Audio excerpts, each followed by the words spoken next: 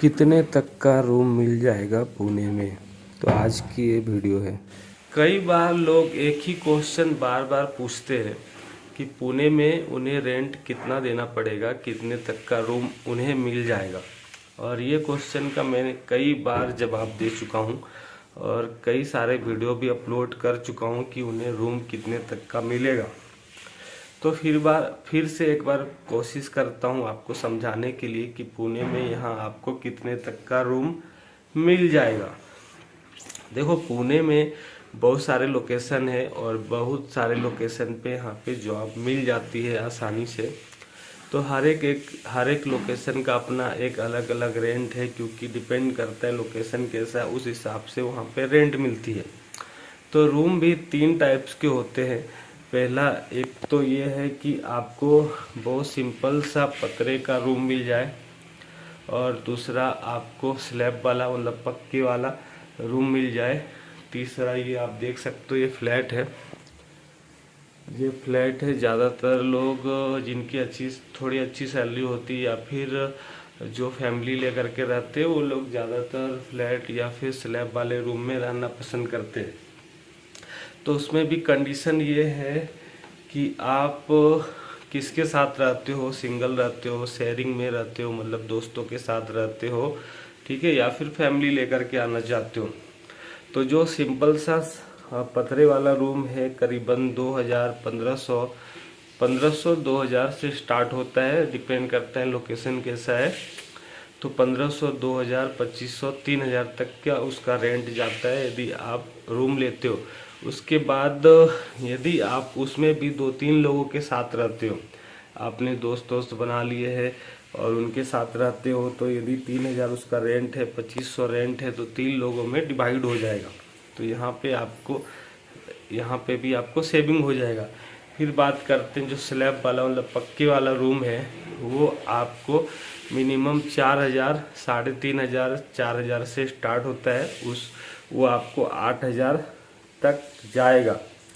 तो उसमें भी डिपेंड करता है लोकेशन कैसा है।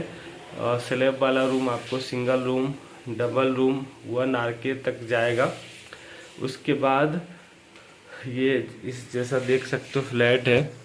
ये फ्लैट आपको करीबन 6000 से स्टार्ट होता है। पुणे में आप कहीं से भी रूम लो, आपको मिनिमम 6000 एक मंथ का चार्जेस देना पड़ेगा। 1 RK 1 BH से स्टार्ट होता है और इसका कोई लिमिट नहीं है। 3 BHK 4 BHK बंगलो तक में जाता है।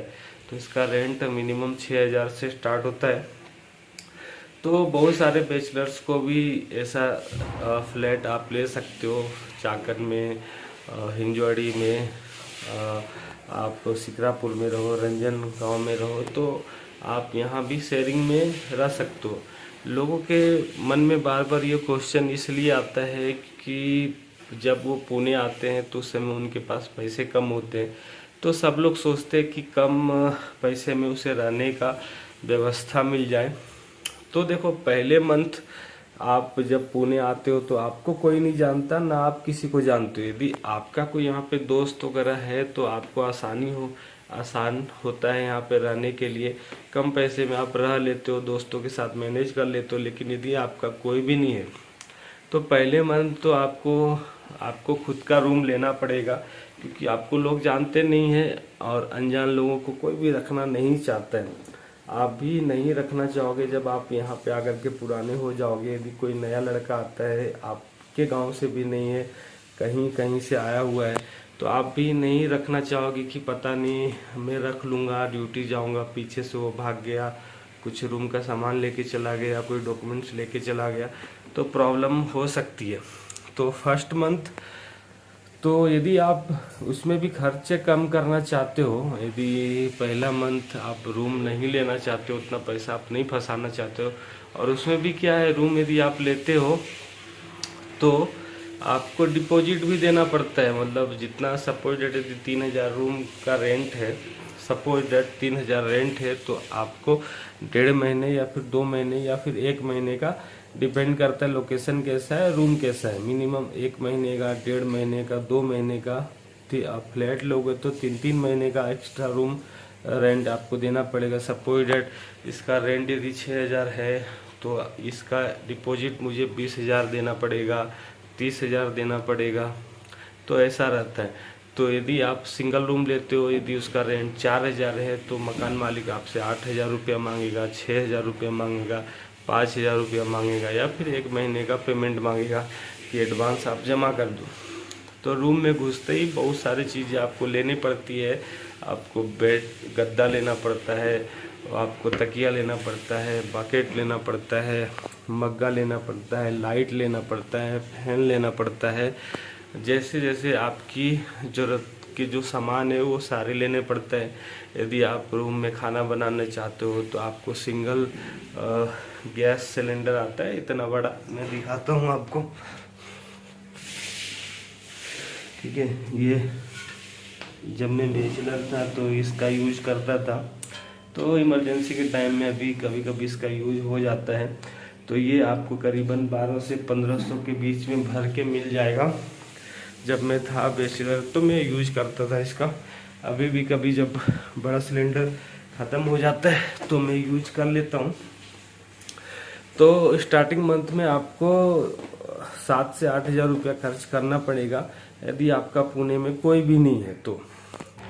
और यदि आपका कोई दोस्त वगैरह है तो आपको आसानी हो जाता है, वो लोग आपको साथ में रख लेते हैं, तो आपको 1-2 हज़ार रुपया रूम का रेंट दे करके आपका काम चल जाता है। तो बस आज के इस वीडियो में इतना ही। आशा करता हूँ कि आपको ये पूरा कॉन्सेप्ट समझ में आया होगा। लोग इसलिए बार बार क्वेश्चन पूछते हैं क्योंकि उनके पास पैसे कम है। तो यदि आप जॉब करने के लिए आ रहे हो तो आप कम पैसे में रहना चाहते हो तो पीजी ले सकते हो। पीजी में क्या होता है, आपको बाहर से खाना खाना पड़ता है मील में। तो बाहर में क्या, होटल वगैरह में सस्ता खाना 60 रुपया 70 रुपया में आपको उतना अच्छा खाना नहीं मिलता है। तो लोग सोचते हैं इतना पैसा भी खर्च हो रहा है और खाना भी ढंग का नहीं मिल रहा है, तो क्या करें। बाहर तो इसी का तो मतलब बाहरी जीवन ऐसा ही होता है। तो 1 महीना तो आपको कष्ट करना पड़ेगा। ठीक है, मैं जब आया था पुणे तो मैं तो बहुत टाइम कष्ट किया था रूम के लिए, खाने के लिए। ठीक है, अकेला रहना बहुत मुश्किल होता है जब तक आपकी अच्छी सैलरी नहीं होती है तब तक। तो बस आज के इस वीडियो में इतना ही। फिर मिलते किसी और नए वीडियो में किसी और नए टॉपिक के साथ।